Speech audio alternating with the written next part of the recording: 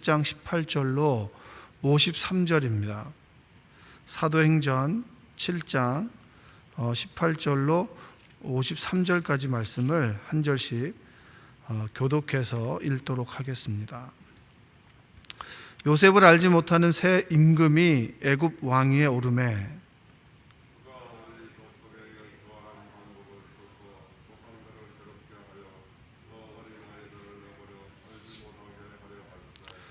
그때 모세가 낳는데 하나님 보시기에 아름다운지라 그의 아버지의 집에서 석 달 동안 길리더니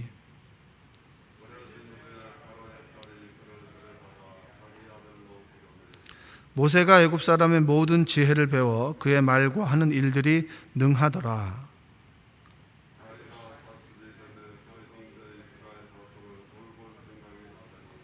한 사람이 원통한 일 당함을 보고 보호하여 압제받는 자를 위하여 원수를 갚아 애굽 사람을 쳐 죽이니라.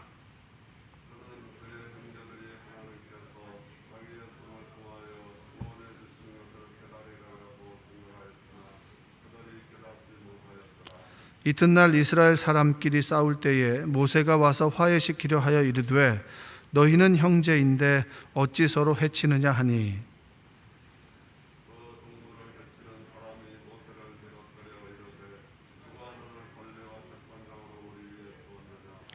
내가 어제는 애굽 사람을 죽임과 같이 또 나를 죽이려느냐 하니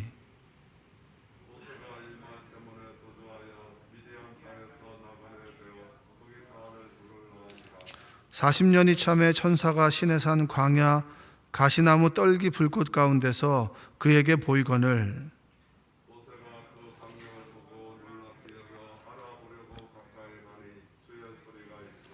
나는 내 조상의 하나님 즉 아브라함과 이삭과 야곱의 하나님이라 하신대 모세가 무서워 감히 바라보지 못하더라.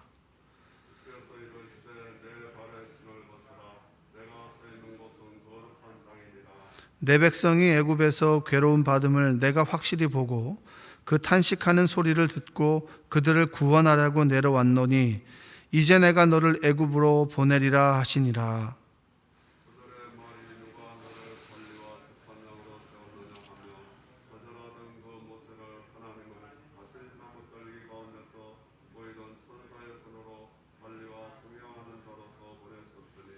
이 사람이 백성을 인도하여 나오게 하고 애굽과 홍해와 광야에서 40년간 기사와 표적을 행하였느니라.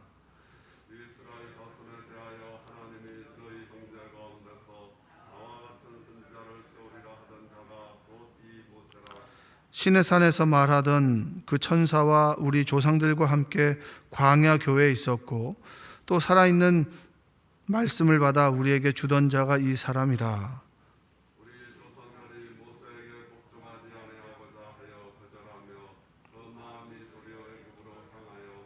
아론더러 이르되 우리를 인도할 신들을 우리를 위하여 만들라. 애굽 땅에서 우리를 인도하던 이 모세는 어떻게 되었는지 알지 못하노라 하고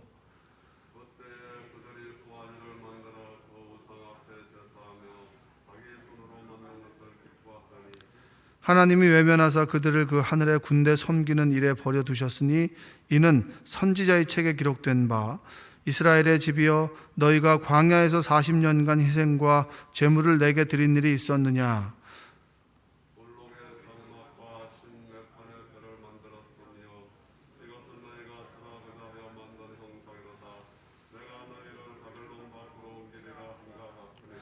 광야에서 우리 조상들에게 증거의 장막이 있었으니 이것은 모세에게 말씀하신 이가 명하사 그가 본 그 양식대로 만들게 하신 것이라.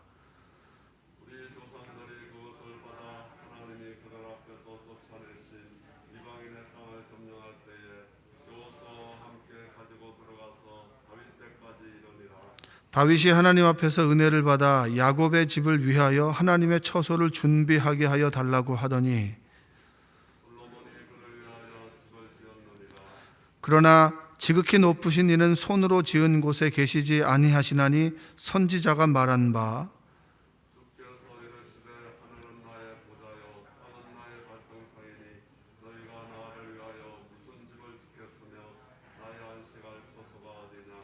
이 모든 것이 다 내 손으로 지은 것이 아니냐 함과 같으니라.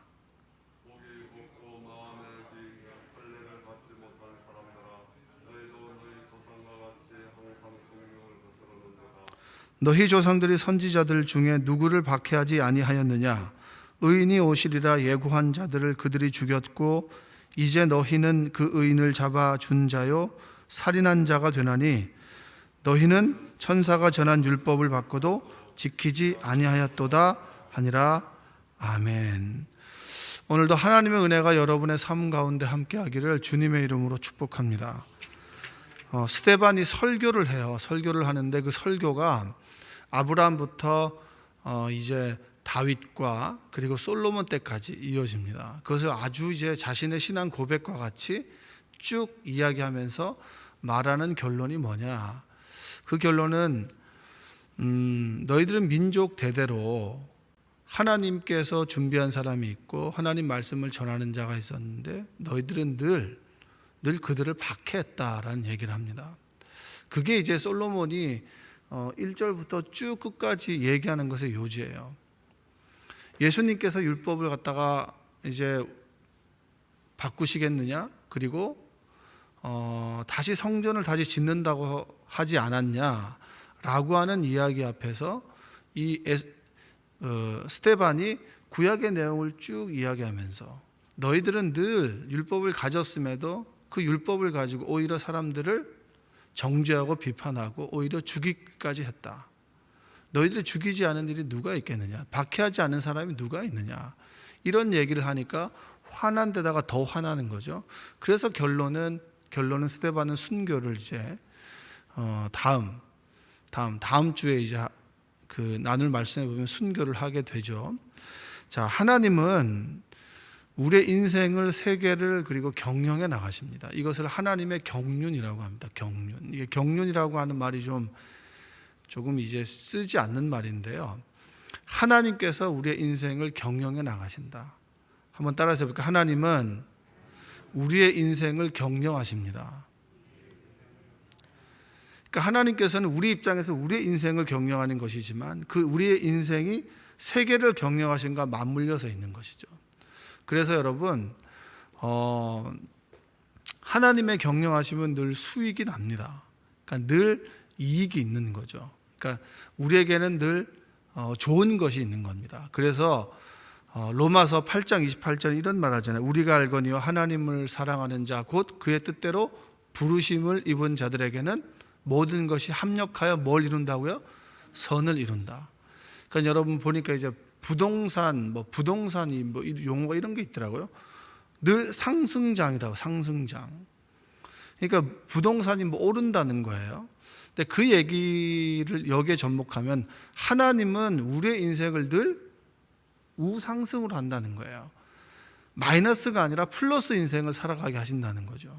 근데 그 플러스라고 하는 것이 우리가 살아가는 세상에서 말하는 이익이 플러스, 내 눈에 보이는 플러스가 아니라 하나님 나라의 관점에서 늘 플러스가 된다라고 하는 겁니다. 그래서 합력해서 선을 이루어간다.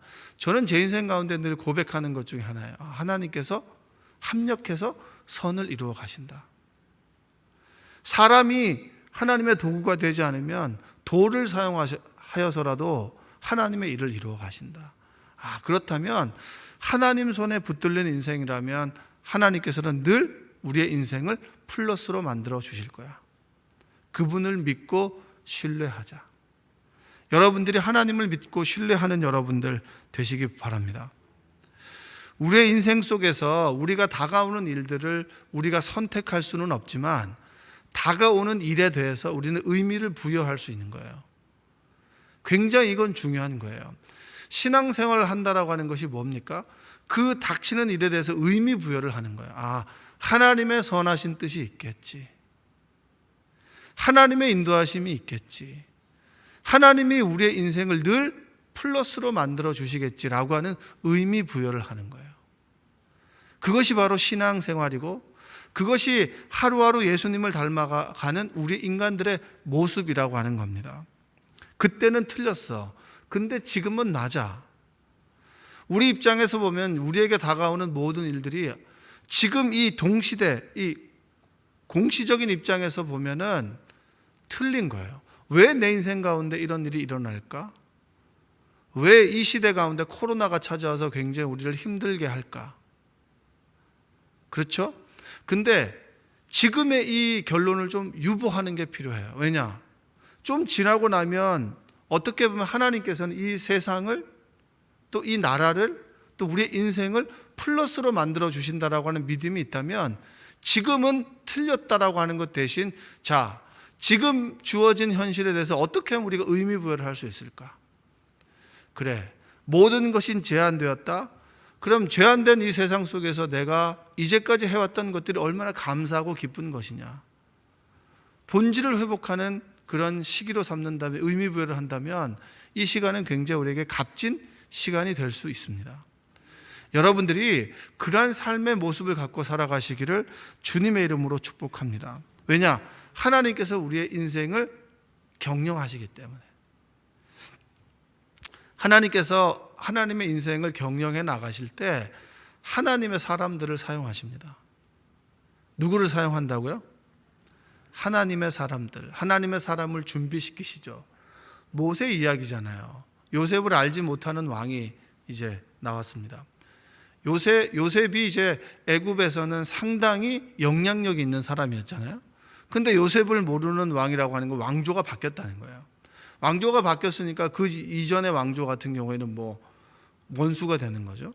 그러니까 당연히 이스라엘 민족이 어려움을 당합니다. 어려움을 당하니까 그들이 뭐라고 얘기하겠어요? 왜 우리를 여기다 불러가지고, 왜 우리를 여기서 이렇게 고난하게 처하게 하냐고 라고 원망과 불평하지 않겠습니까? 그럴 때에 원망과 불평하는 그때 하나님은 하나님의 사람을 준비하시는 거예요. 누구를 준비합니까? 모세를 준비하는 거죠. 근데 모세가 이제 이스라엘 민족을 출애굽하는 사람이 되지 않습니까? 모세 인생으로 봤을 때는 모세는 어렸을 때 죽어야 되는 인생인 거예요.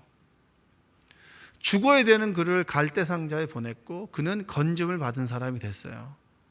건짐을 받았기에 다른 이를 건져내는 도구로 사용할 수 있는 겁니다. 상처 입은 치유자라고 그런 말씀 들어보셨죠? 헨리 나우엔이 그런 말 했습니다. 아파본 사람은 아픈 사람의 마음을 안다고. 그렇잖아요. 다른 사람의 아픔을 가지고 정말 기도해 본 사람은 그 기도의 가치를 압니다. 정말 아픈 사람을 놓고, 그리고 힘든 사람을 놓고 기도해 본 사람은 같이 기도하는 사람들을 만나요. 그래서 유유상종이라고 하죠.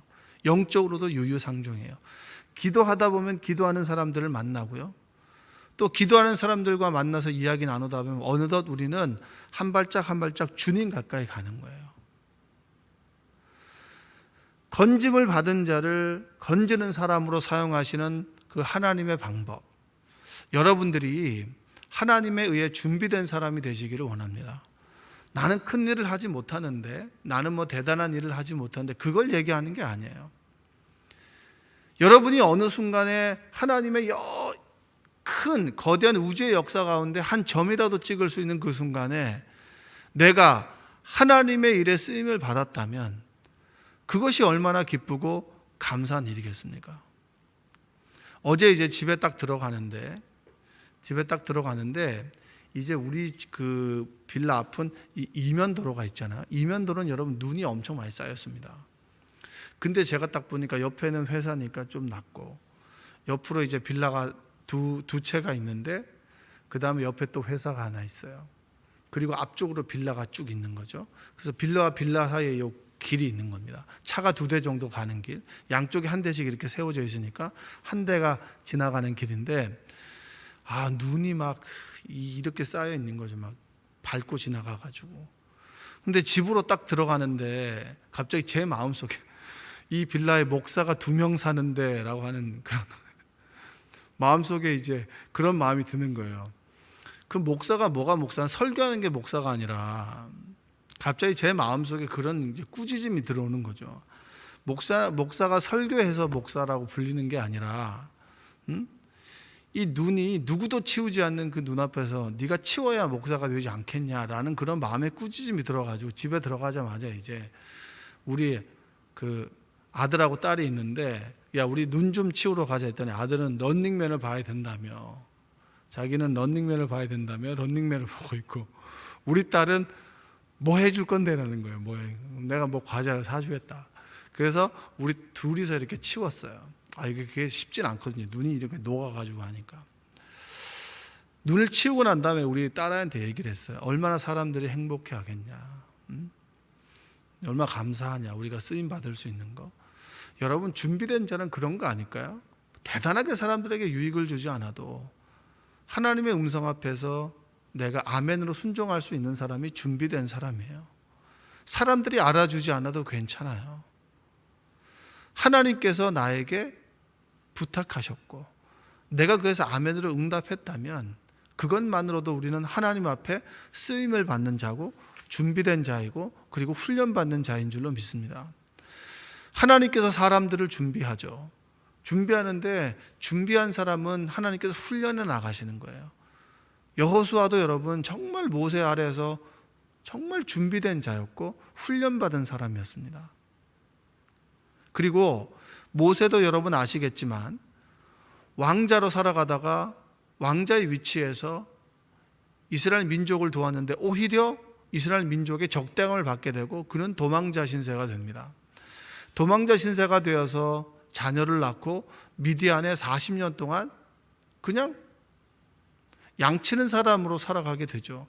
그 40년 동안 여러분 얼마나 낮아졌겠어요. 내가 언제 왕자였나? 내가 언제 이런 사람이었나? 라고 하는 낮아진 부름 속에서 하나님께서는 그를 부르잖아요. 내 신을 벗어라. 이제 네가 원하는 삶이 아니라 내가 원하는 삶을 살아야 된다라고 하는 의미가 네 신을 벗어라라는 의미잖아요. 하나님께서 훈련시키고 난 다음에 하나님의 사람으로 사용하시는 겁니다. 이건 시험과는 좀 달라요. 마귀가 주는 유혹과 다른 겁니다. 하나님께서 우리를 훈련시키는 거예요. 하나님의 사람으로. 여러분이 여러분 가정에서 어머니로 살아갑니다. 그리고 아버지로 살아가죠. 또 아버지는 가장이기도 합니다. 더 좋은 가장으로 만들기 위해서 우리를 훈련시키기도 하죠. 책임감을 주시잖아요. 그래서 게으를 수 없는 거 아니겠습니까? 그래서 남들 다 잘 때 못 자는 거 아니겠습니까? 좀 더 기도해야 되고 좀 더 하나님의 선하심을 입지 않으면 내가 하루를 살아갈 수 없기에 이 새벽에 나오신 거 아닌가요? 저도 마찬가지입니다. 저도 좀 더 기도해야지. 하나님 앞에 나아가야지. 여러분 주 5일, 주 6일, 주 7일 하나님께 온전히 기도하는 삶과 하루라도 빠진 삶이 있으면 굉장히 공허해요. 뭔가 내 안에 채워지지 않는 게 있어요. 그게 하나님의 준비하신 자이고 훈련하신 자의 과정입니다. 모세를 준비해서 출애굽을 합니다. 끊임없는 불평과 불만 가운데 그가 사람들을 바라보지 않고 하나님을 바라볼 수 있었던 이유는 뭡니까? 하나님께서 준비하는 자를 훈련하신다. 여러분들이 지금 이 과정 속에서 내가 훈련받는다. 그 훈련은 어떻게 보면 실전의 훈련이요. 훈련받은 대로 살아가게 되니까 죽는 시간까지 우리는 하나님 앞에서 훈련받는 자로 살아갑니다.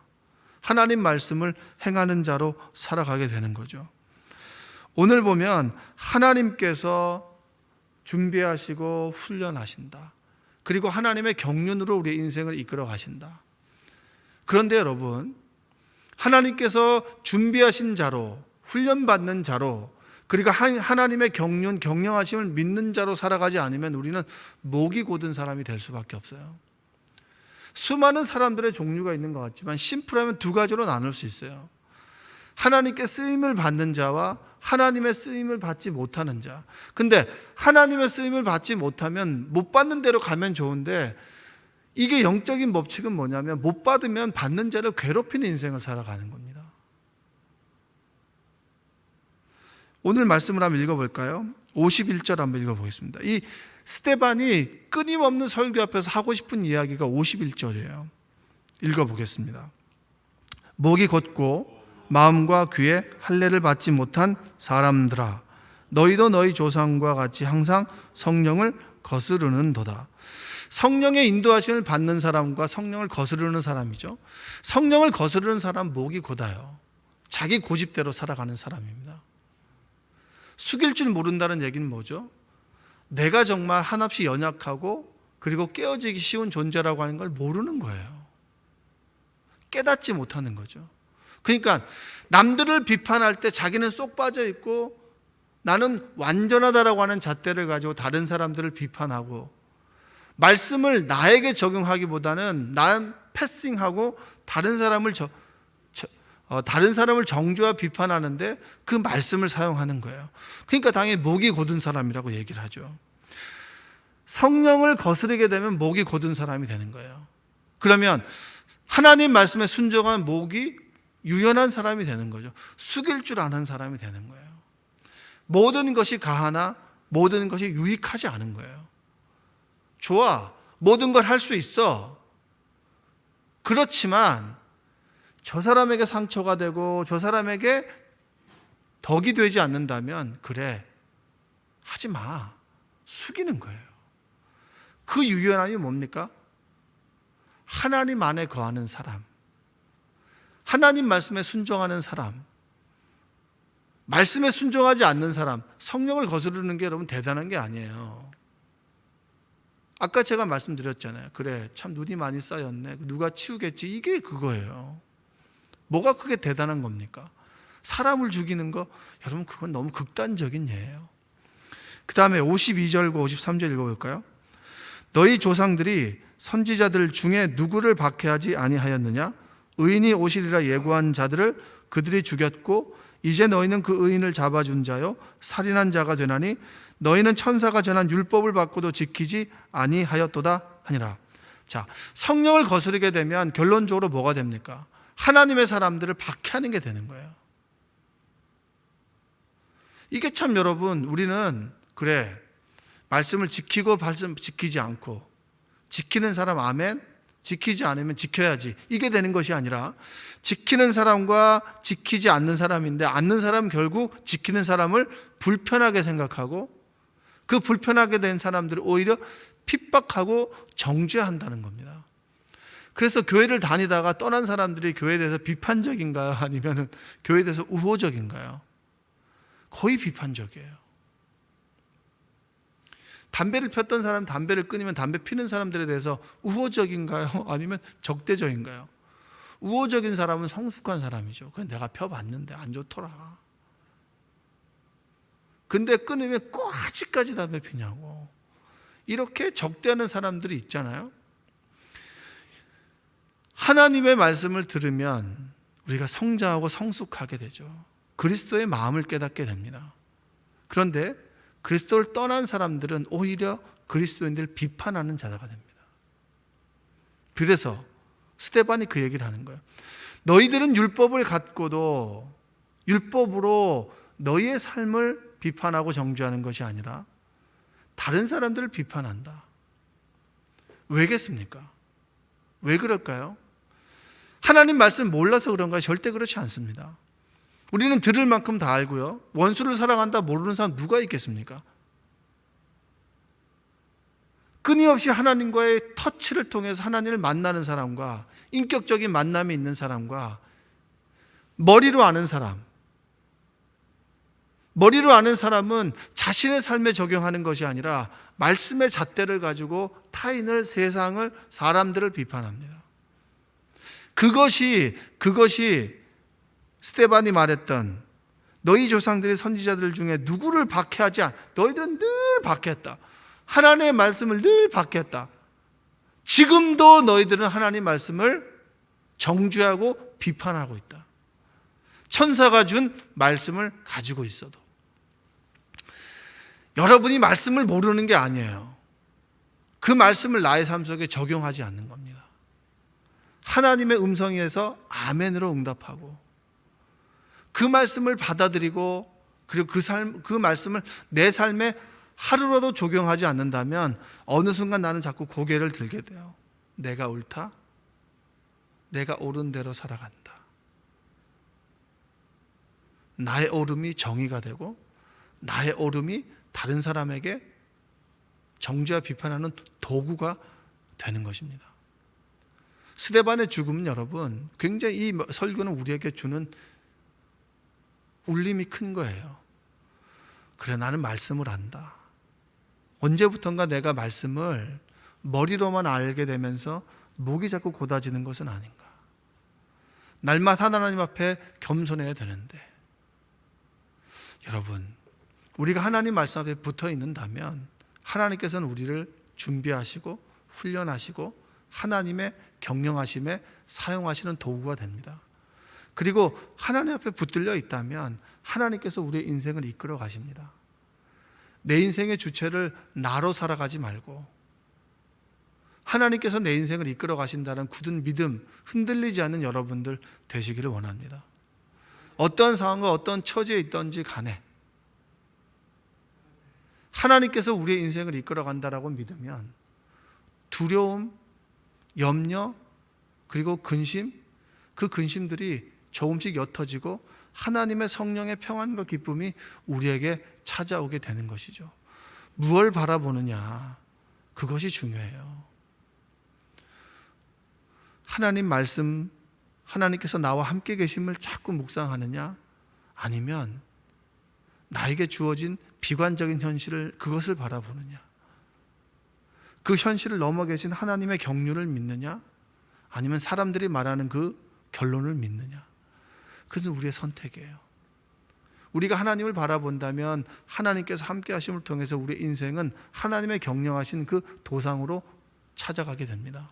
그러나 그렇지 않다면 우리는 우리가 살아가는 세상 속의 결론에 처할 수밖에 없는 거예요.